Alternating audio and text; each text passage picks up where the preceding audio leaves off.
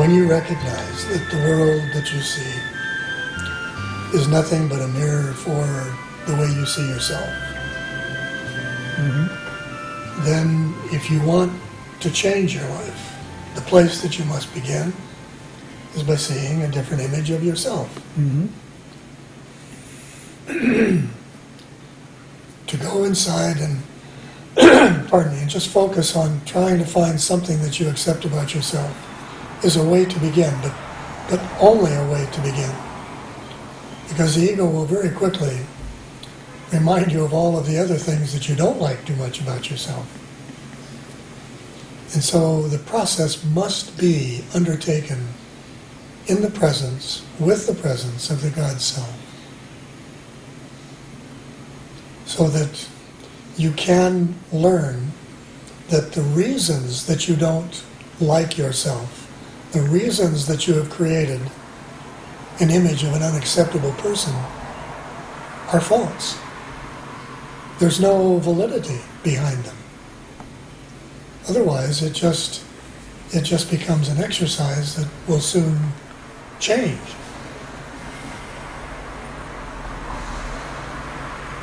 This is in Lesson 74, there is no will but God's. And as I read the first sentence, it had an impact on me that I hadn't seen before. And it's very simple. It just says, this statement can be regarded as the central thought towards which all of the exercises in the Course are directed. And I thought, wow, the ramifications of that would be very interesting. For example, he says, without illusions, conflict is impossible. To tell the difference between what's real and what's not real. Because that, as we keep saying, that's always the bottom line of what makes our judgments seem to be real or unreal.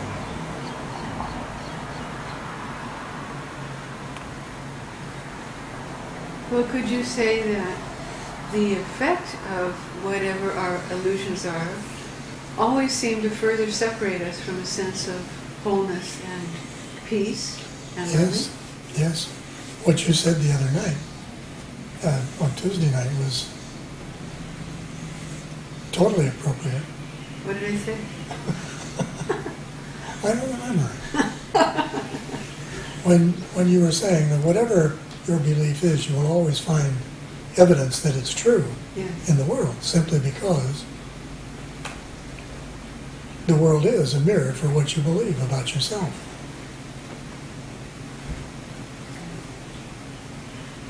Of course, we'll refer to, it's necessary to be disillusioned at some level with this world.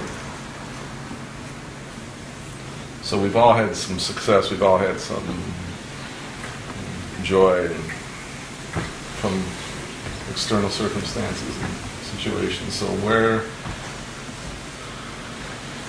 what role does disillusionment play?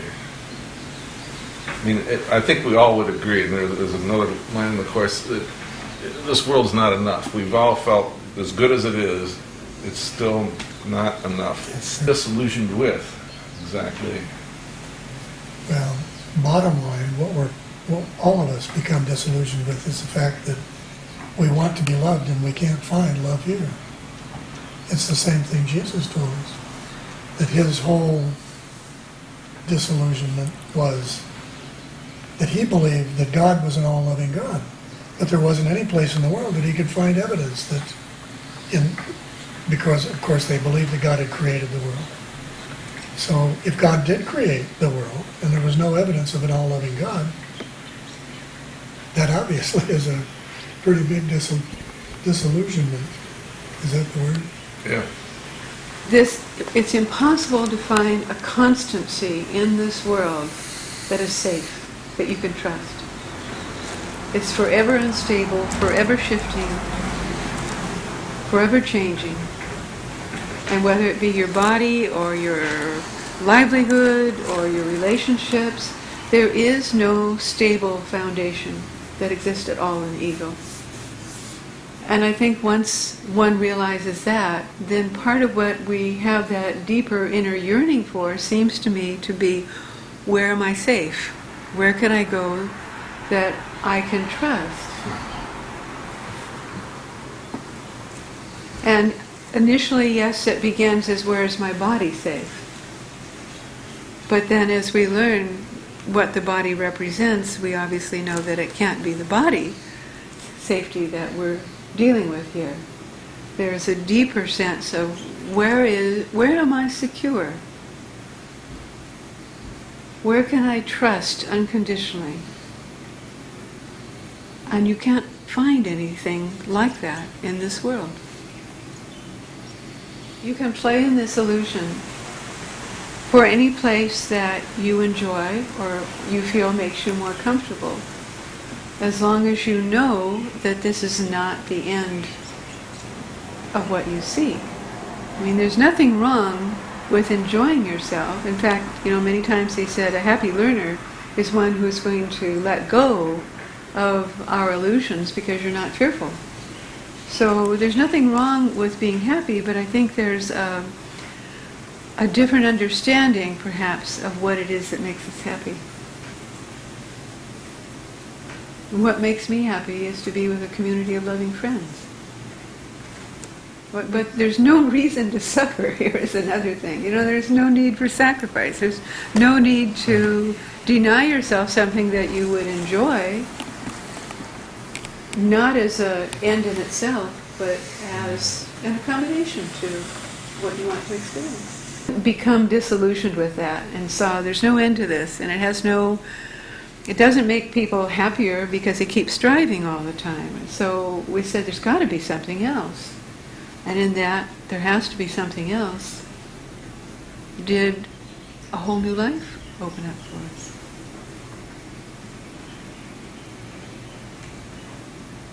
Trust that you can be guided, that if you follow your heart, you will find what makes you happy, and the means to accommodate that will be unfolding with it. Mm-hmm. Because whatever you want is going to have the means to accommodate it. Whatever you don't want will prove evidence that you're right in what you can't have. You see, it works both ways.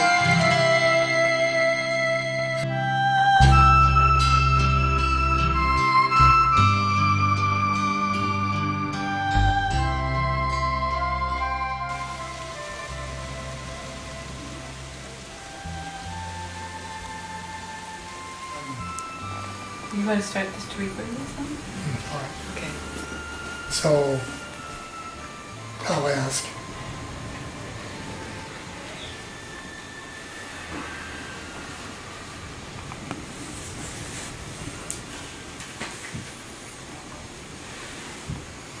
He's saying, actually, I have something I would ask of you today. I would ask if you would be willing to share your vision, to share the vision that God has given you of who we are.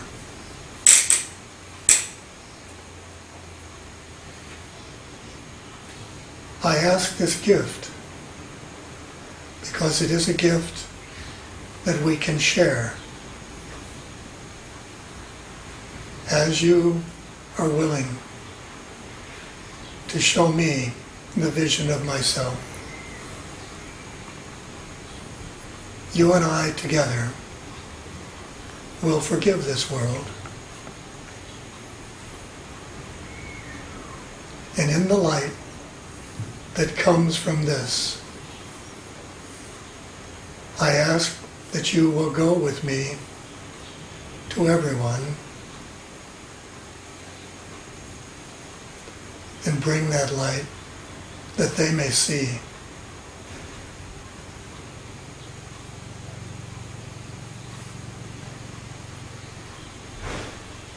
You still might think that there is much for you to do to gain this light, to share with me what I have asked. And I am here to simply reaffirm that all it takes is your desire, your willingness to give what God has given you.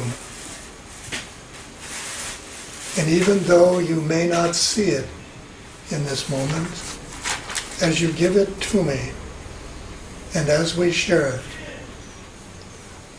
all will see it, and you will be among them.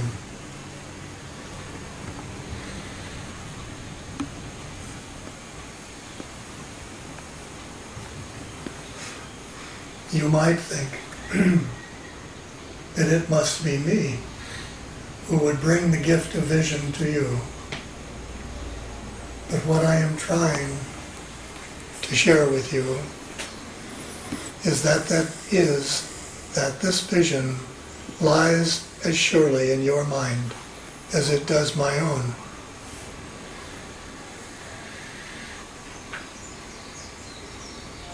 You cannot ask of me a gift that you cannot give. Otherwise, it would be hollow and have no meaning for either of us.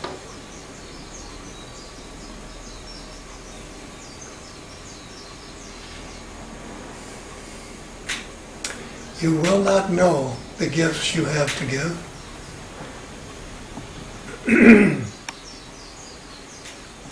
Without your desire to share them.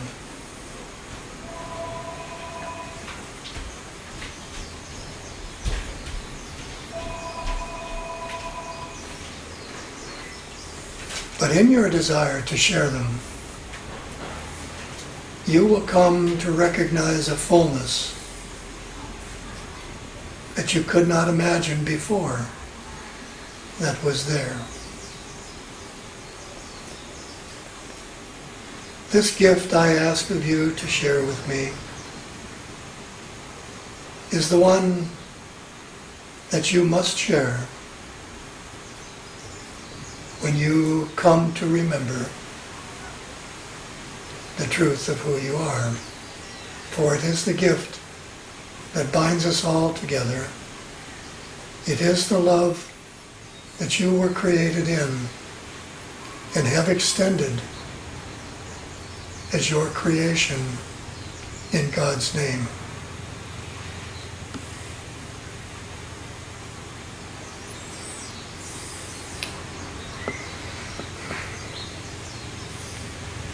It is our function here together to bring the light of this truth that all may know.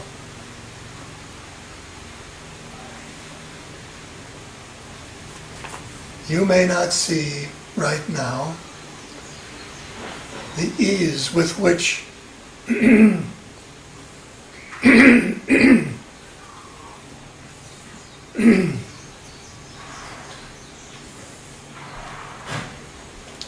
ease with which you share your gift. But as you allow yourself to share it with me, or with any other brother, you will discover how natural it feels.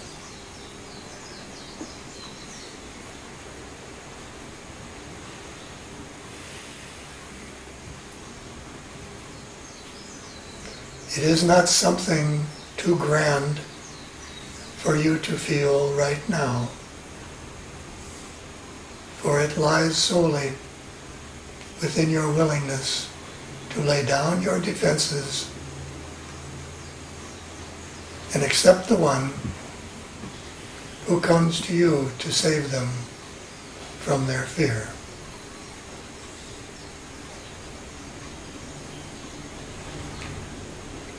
Each time you recognize your opportunity to do this, please allow me to share it with you.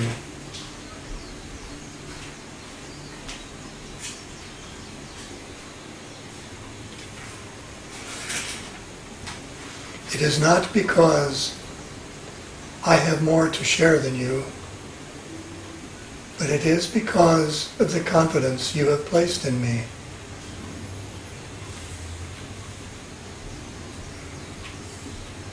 And the more you allow yourself to experience the sureness of the gift I give, the more you will come to know the sureness of your own. So let us share this day the purpose God has given us and gladly offer it to the world, that it may see a different light.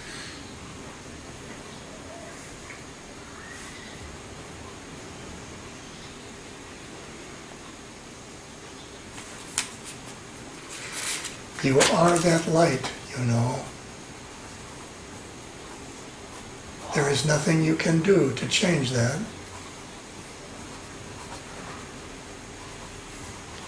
But if you would realize the happiness God intends for you, you will not try to hide it.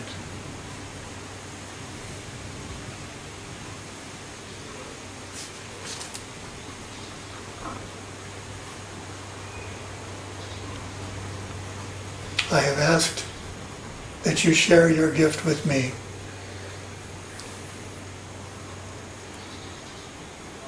And as I do, I must acknowledge my gratitude in sharing mine with you. For it is only in our recognition that our gift is one, we will recognize that we are one in God's presence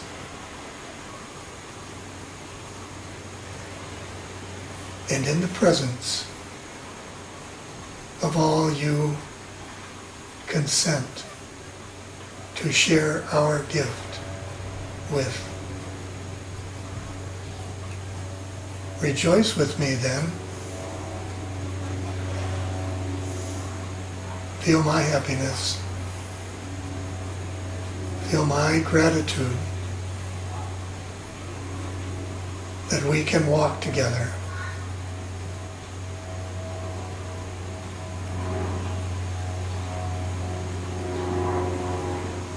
Soon you will see that all the world walks with us.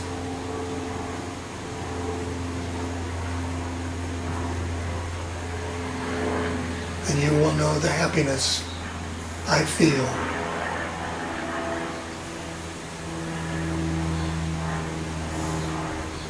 Be glad today.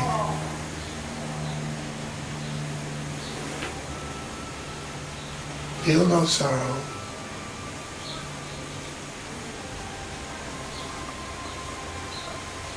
Feel only the joy of God's presence as we choose to do His will.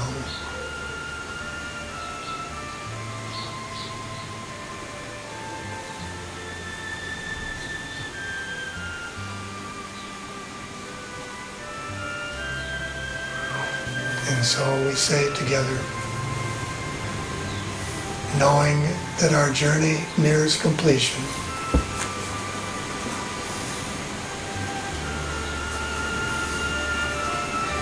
Amen. We are complete.